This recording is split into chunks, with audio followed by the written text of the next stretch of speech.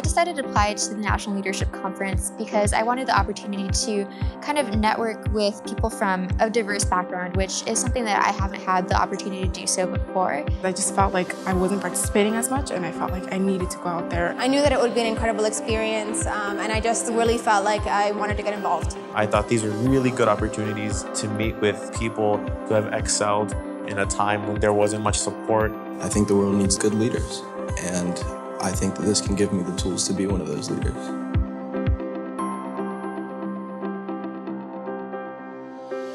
The purpose of the National Leadership Conference was to bring together some of the best and brightest students who have received scholarships from HSF to cultivate a foundation of Latino leaders. They have made incredible strides in their young lives, but we have more expectations of them. So this weekend, HSF is preparing them. Preparation is everything. If you want to be great, if you want to be successful, and if you want to deliver results.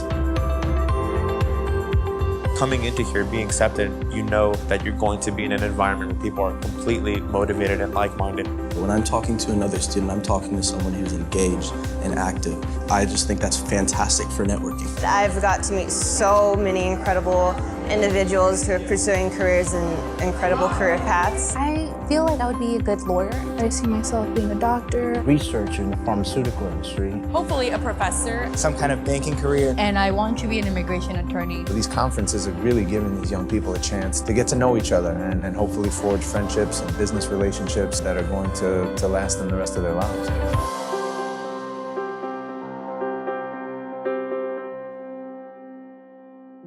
When I think back to when I was a sophomore, I had a view of the world that's completely different than the view that I have now. And what you come to discover as you mature is that things aren't always as simple as they seem to be. We want to help them accelerate that process.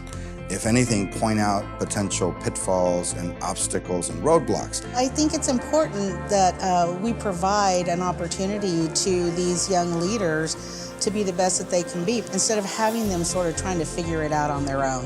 And they can learn from us and really speed through this and not have to make the same mistakes we all made.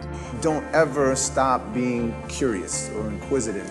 Being unafraid to ask questions or admit that you don't know something so you can learn. Don't let anybody tell you what you can or cannot be. I tell me what my life is supposed to look like. I make the decisions. I stop myself or I press go. So I just have to eliminate that illusion in my head that I'm not enough, because I am. Completing what you begin, to me, is 99% of life. When you don't fear failure, when you know that no matter what that failure is, your life's not over. It's just a moment of learning. It is necessary to see people that have done the journey before you. It is necessary to see that you are capable, and those that have come before you have created a path for you that is one that will be successful. I really enjoyed hearing the speakers' stories because they were so inspiring. Everyone is so friendly. They're coming from places very similar to mine and from backgrounds that are very similar, often immigrant households, and they have been able to make something of themselves. Former ambassadors and CEOs and entrepreneurs and senior executives at Fortune 500 companies. To learn their pitfalls, to learn the different challenges that they faced, and how they've overcome them. It's really incredible. It inspires me to be one of them. I want to be someone that also comes back and gives back to the community. Many of them are anxious and eager to begin to give back to their communities, and while that's important and we want them to maintain that spirit, we also want them to know that it's important for them to put themselves, their studies first. I need to have influence in a certain position before I can significantly help and significantly change and make a difference in other people's lives. And I think it's important to invest in our educations now, invest in our development right now as much as we can, so we can take that back to our communities and the people we want to help. And there's a difference between being humble and not realizing that we have to go to a higher place to be able to do bigger things. I think that the impact that the NLC will have on the students is something that will be almost impossible to measure, but it'll be something that will stay with them for the rest of their lives. My greatest hope for the conference attendees is that they will walk out with practical tips and even more inspired and determined to really push themselves to be the best that they can be. There's a lot more to myself than what I initially thought. I am a driven individual and I can't achieve what I want to achieve. It's possible to be a successful Latino businessman.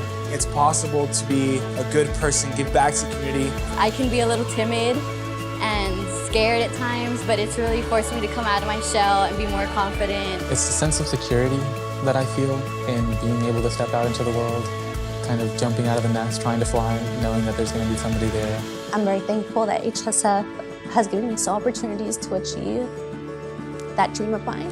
No bridge is too narrow, and every bridge can be passed.